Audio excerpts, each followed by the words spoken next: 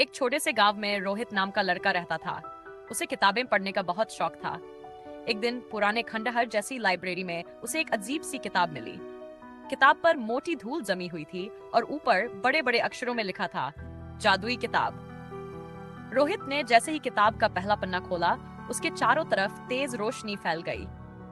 अगले ही पल वो खुद को एक जादुई जंगल में खड़ा पाया। ये जंगल आम जंगलों जैसा नहीं था। यहाँ पेड़ बातें कर रहे थे, पक्षी गाना गा रहे थे और आसमान में इंद्रधनुष झूल रहा था। जंगल के बीच में एक बड़ा महल था। रोहित जैसे ही महल के अंदर गया, एक गूंजती हुई आवाज आई, अगर तुम 3 दरवाजों की परीक्षा पास कर लोगे तो ये जादुई दुनिया तुम्हारी होगी।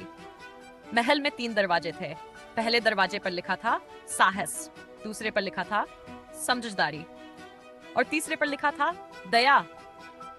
रोहित ने हिम्मत कर पहला दरवाजा खोला। अंदर एक बड़ा सा अजगर बैठा था। अजगर गुर्राते हुए बोला, तुम यहाँ क्या कर रहे हो? रोहित ने डरने के बजाय कहा, मैं किसी को नुकसान नहीं पहुंचाना चाहता, मुझे बस अपनी मंजिल तक पहुंचना है। अजगर मुस्कुराया और गायब हो गया। अब रोहित दूसरे दरवाजे की तरफ बढ़ा। अंदर एक सवाल लिखा था, ऐसी चीज क्या है जो जितनी बांटो उतनी बढ़ती है? रोहित थोड़ा सोच में पड़ गया, फिर मुस्कुराकर बोला, प्यार, और दरवाजा खुल गया। तीसरे दरवाजे के अंदर एक बूढ़ी औरत बैठी थी।